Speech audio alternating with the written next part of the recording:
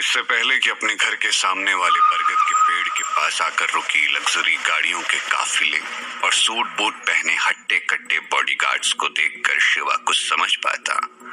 उनमें से एक आदमी ने कहा, अरे यहाँ तो सच में वो चमत्कारी फल लगे हैं, देखो वो वहां।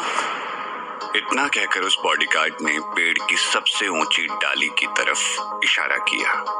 उसकी बात सुनकर दूसरे बॉडीगार्ड ने कहा, इसका मतलब राव साहब ने ठीक कहा था। अफसोस उनका गणित सही नहीं बैठा, बेचारे बिना बात ही खून की उल्टियां करते हुए मारे गए। अच्छा अब देर मत करो, जल्दी से ऊपर चढ़ो और वो चमकीला फल तोड़ कर लाओ। इस बार तो हम उस्ताद रंगा स्वामी की जान बचा कर ही रहेंगे। वैसे भी इस बार इनाम की रकम भी बहुत मोटी है। उस बॉडीगार्ड के चिल्लाते ही 5-6 मुष्टंडे जैसे दिखने वाले बॉडीगार्ड उस दिव्य नाग के खून से सने उन दिव्य फलों को तोड़ने के मकसद से उस पुराने बरगद के पेड़ पर चढ़ने लगे। ये देखकर शिवा ने सोचा, अगर उन्हें मेरे खून से सने फल चाहिए तो पहले उन्हें मुझसे पूछना होगा। और वहीं बालकनी से कूदने की वो तैयारी करने लगा, लेकिन तभी उसकी नजर आसपास के घरों की खिड़कियों पर पड़ी।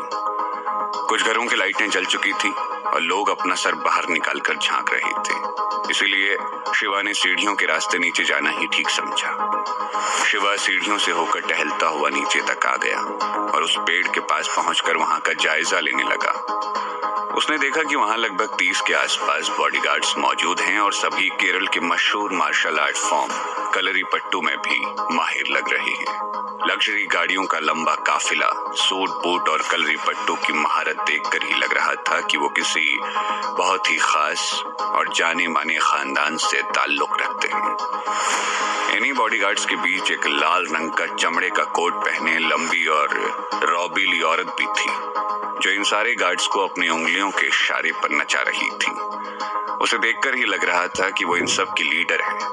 उसी लड़की ने सबसे पहले शिवा को बरगद के पेड़ के नजदीक आते हुए देखा, लेकिन शिवा का यूं बेपरवाह होकर वहां टहलना शायद उसे रास नहीं आया और उसने लगभग डांटते हुए शिवा से कहा, ओ हीरो, यहाँ क्या कोई तमाशा चल रहा है या कोई मदारी का खेल हो रहा है जो तू यहाँ टहलता फिर रहा है?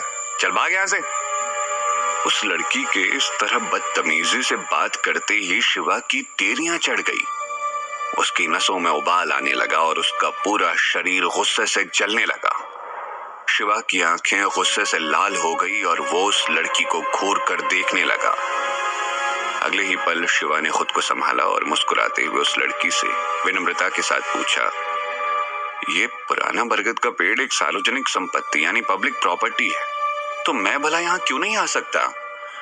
उस लड़की को शिवा से उल्टे जवाब की उम्मीद नहीं थी, इसलिए शिवा की बात सुनकर उस लड़की ने शिवा का मजाक उड़ाते हुए कहा, बहुत जबान चल रही है, लगता है शरीर के साथ साथ इसके दिमाग पर भी चर्बी चढ़ गई है।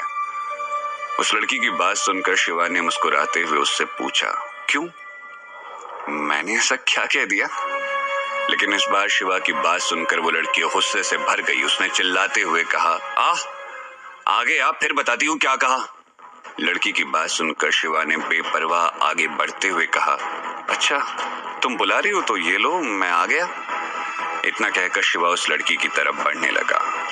शिवा का बेबाक और रौबीला अंदाज देखकर वो लड़की बुरी तरह से चिढ़ गई। उसने चिल्लाते हुए अपने गुंडों से कहा, देखो जरा इस लड़के को। उस लड़की की आवाज सुनते ही पास खड़े 2 गार्ड्स शिवा को उठाकर फेंकने के लिए आगे बढ़ने वाले थे, लेकिन तभी भीड़ में से किसी ने उन्हें रोकते हुए कहा, रुको, 1 मिनट रुको। शिवा ने पलटकर उस आवाज की दिशा में देखा तो भीड़ में से निकलकर एक बुजुर्ग उसके सामने आकर खड़े हो गए। झुर्रियों से भरे उस बुजुर्ग के चेहरे पर सौम्यता और शालीनता के भाव थे, लेकिन उसकी ठोड़ी पर बना पुराना गहरे घाव का निशान उनके अतीत की कहानी कह रहा था। जैसे ही उस बुजुर्ग ने शिवा को देखा तो उसे अपनी आंखों पर यकीन नहीं हुआ। उसने शिवा के पास आकर उसके चेहरे को गौर से देखा और खुशी से चहकते हुए कहा, छोटे मालिक शिवा, ये आप ही हो ना? आप ठीक हो गए? शिवा को उस बुजुर्ग की आवाज जानी पहचानी सी लगी, लेकिन वो उसे पहचान नहीं पा रहा था। पहचानता भी कैसे? धरती लोक से गए भले ही उसे 2 साल हुए थे, लेकिन नागलोक में तो उसके लिए 2 साल 2000 साल की तरह बीते थे।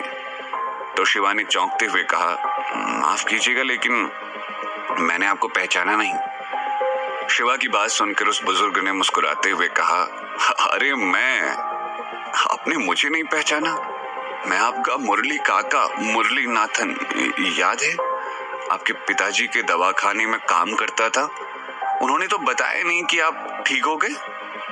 शिवा को अपने सामने तंदुरुस्त देखकर मुरली काका के चेहरे पर खुशी की झलक साफ साफ दिखाई दे रही थी। ये सोचकर शायद शिवा मुरली काका का जानकार है, शिवा की तरफ बढ़ते गार्ड्स वहीं रुक गए। मुरली काका का नाम सुनते ही शिवा उन्हें पहचान गया और उसने मुस्कुराते हुए कहा, अरे मुरली काका, आप कैसे हैं? आप तो जैसे गायब ही हो गए थे। जब शिवा के दादाजी ने शिवा के पिता को अपने घर से निकाल दिया था तो उन्होंने अपना एक छोटा सा दवाखाना खोल दिया था। मुरली काका उनके उसी दवाखाने में काम करते थे। बहुत साल पहले एक बार जब कुछ गुंडों ने उनके दवाखाने पर हमला किया था तो मुरली काका ने अपनी जान पर खेलकर शिवा के पिता की जान बचाई थी। उनकी ठोड़ी पर वो पुराने घाव का निशान उन्हें शिवा के पिता की जान बचाते वक्त ही मिला था।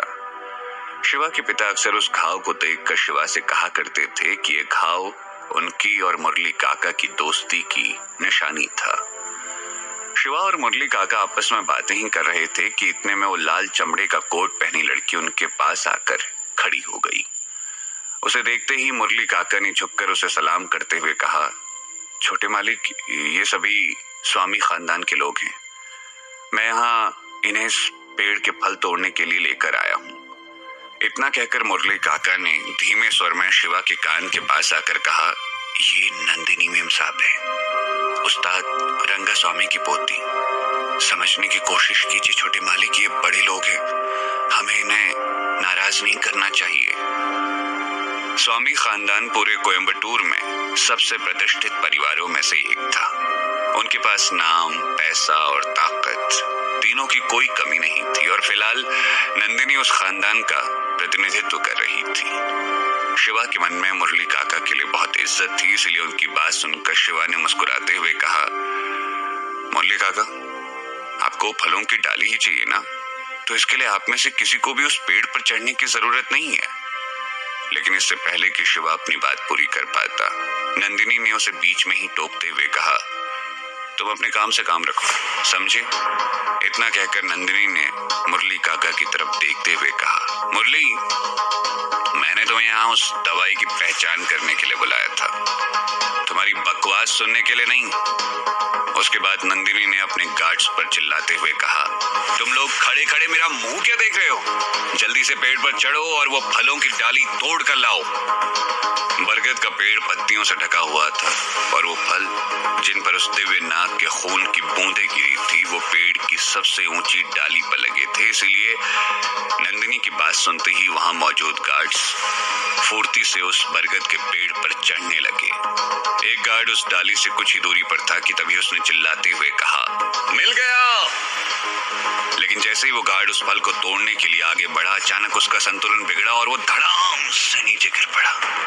गनीमत थी कि पेड़ से गिरते वक्त वो दूसरी डालियों से टकराता हुआ नीचे गिरा था, नहीं तो वो सीधा सर के बल गिरता और वहीं मारा जाता। इससे पहले कि बाकी के लोग उस गार्ड को संभाल पाते, दूसरा गार्ड भी चिल्लाते हुए जमीन पर आ गिरा। उसके बाद धीरे धीरे पेड़ पर चढ़े सारे गार्ड्स एक एक कर जमीन पर गिरने लगे। ये देखकर नंदिनी ने चिल्लाते हुए कहा, ये सब क्या हो रहा है? वो फल है कि कोई भला?